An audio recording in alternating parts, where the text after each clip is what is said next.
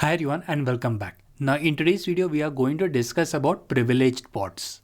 Now when we discuss about privileged pods, one point that we need to keep a note is that by default whenever you launch a pods, these pods have certain set of security boundaries that allows it to be isolated primarily from other containers but also from the host system. For example, if you see, you have container 1, container 2. Now, if this container 1 wants to directly communicate with the host and access the devices as part of the host, access the network as part of the host, then it will not be able to do that. Why? Because there are certain strong security boundaries that are set between the container and the actual host operating system. Now, there are some specific use cases where you do require some level of elevated privileges where the application running inside the pod needs to interact directly with the host system resources or even the kernel capabilities. So when you have a requirement of such elevated privileges, the privileged pods comes into picture.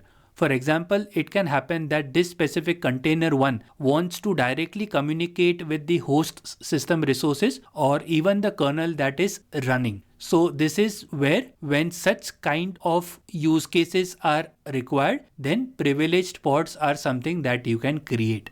So let's look into some of the areas where privileged pods can be useful. So if you have any task that requires direct hardware access, for example, if you want to load some kernel modules or manipulate some network devices or even access certain special device files, that is where the privileged pods helps a lot. Or let's say you have a use case where certain networking tools that are running in your pod require deep system access to manage network interfaces, routing tables, etc. This is where also privileged pods proves to be useful. So let's understand this with two simple examples where we have a privileged pod running and you have a non-privileged pod running, and we'll try to see the difference between both of them. Now, in the above screenshot, which is associated with a non-privileged pod, when you try to do a list on the dev system, you will see that these are the outputs that are made available. Dev is basically devices. And if you make the same query on a privileged pod, you see you have access to wide range of devices that are available, which is much more extensive than that of the non-privileged pod. And this is very important. So if you have to work on very specific devices, the privileged pods proves to be useful.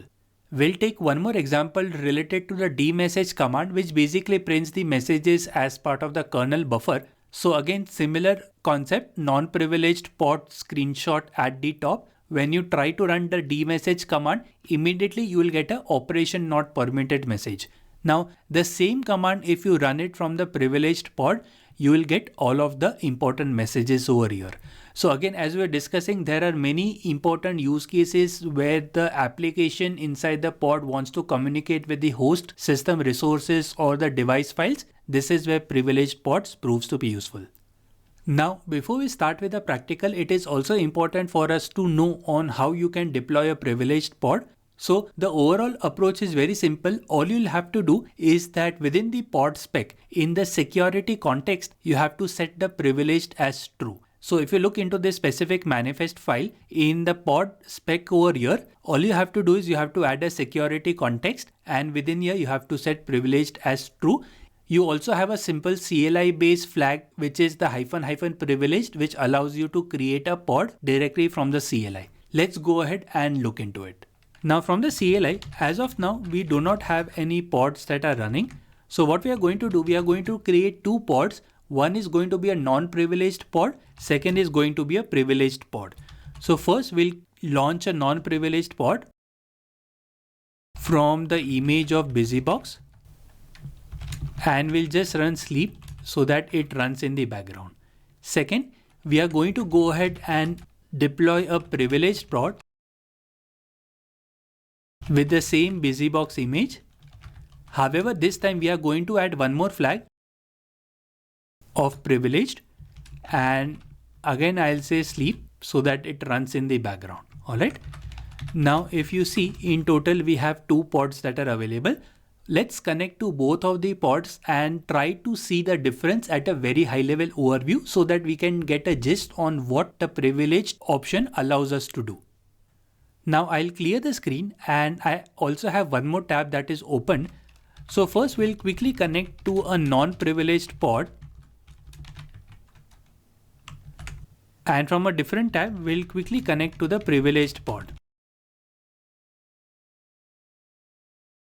Alright. So this is the non-privileged and this second terminal tab is privileged. So from the non-privileged, as we were discussing, when we look into the devices, if I do a ls, the access is very limited. However, in a privileged pod, when we look into the dev over here, you see you have so many devices that are made available.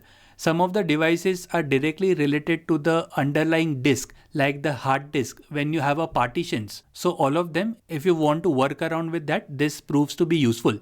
Now the second example, if say we try to run dmessage, which is the kernel ring buffer related messages, in a non-privileged pod, we are immediately getting operation is not permitted. However, in a privileged pod, when you run it, you see you get all of the messages that are available. So this also proves to be useful in wide variety of use cases. Now as we're discussing, when I do a ls on dev, there are certain device files. For example, you have a VDA. So this is basically the disk. Now if I run the fdisk utility, you see dev VDA is a disk and the size here is 25 GB, and then you have the appropriate partitions. So all of this information you will be able to see when you have a privileged pod. Now, if you try to run it, for example, if you try to run it in the non-privileged pod, you will not really be able to see the information. So something similar to this, when there are certain programs that requires a host-based access, let's say you want to load some kernel modules, etc. You want to play around with the underlying disk. In all of those use cases, having a privileged pod is very important. Now, when we had created a privileged pod using this specific option, I also wanted to show you on how the manifest file really looks like.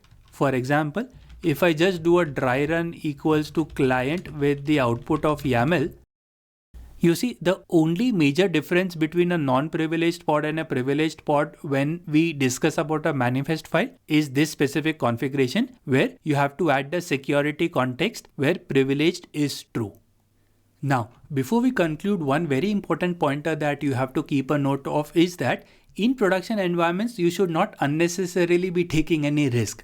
So in case if a pod does not really require access to the host system, you should not be launching the privileged pod.